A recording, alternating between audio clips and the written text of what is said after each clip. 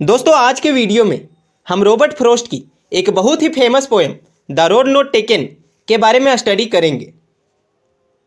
To roads diverged in a yellow wood and sorry I could not travel both. किसी पिल्ले जंगल में। दोस्तों यहाँ पिल्ला जंगल पोएम के अकॉर्डिंग ऑटोमन सीजन को रिप्रेजेंट करता है, जब पेड़ पौधे की पत्तियाँ पीली हो जाती है एंड पूरा जंगल ही हमें येलो कलर का दिखता है। फ्रॉस्ट कहते हैं एक पिल्ले जंगल में दो रोड्स एक साथ जुड़े हुए थे एंड सॉरी मैं इन दोनों रोड पर एक साथ चल नहीं सकता था क्योंकि मैं एकलौता ट्रेवलर था।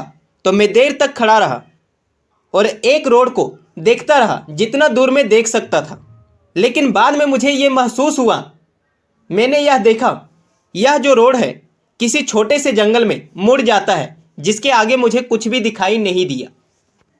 Then took the other as just as fair and having perhaps the better claim.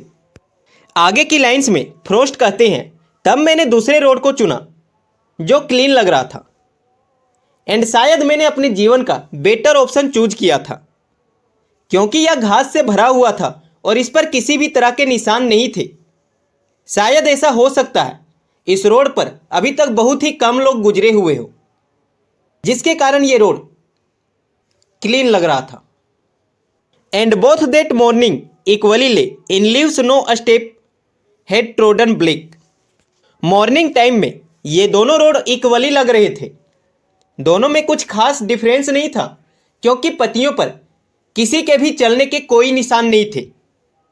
Oh I kept the first for another day yet knowing how way leads on to वे।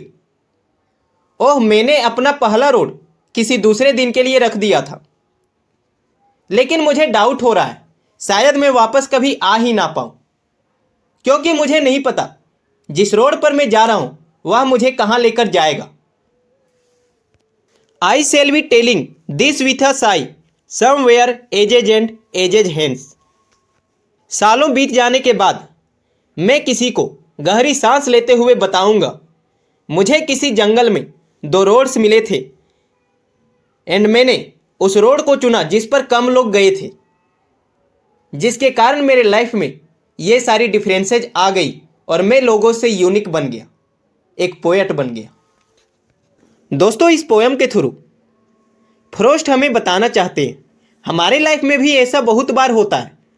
हमारे सामने दो अपॉर्चुनिटीज होती है जो हमें equally attract करती है and हमें क्या डिसीजन लेना चाहिए ये नहीं आता। हो सकता है आपको भी ऐसा प्रॉब्लम होगा।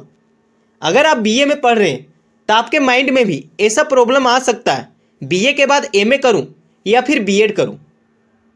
एंड जब हम कोई डिसीजन ले लेते हैं तो ये हमारे आगे की लाइफ को लीड करता है। लास्टली आपको यही कहूँगा अपने लाइफ में बेटर डिसीजन लें, किसी और को फॉलो ना करें।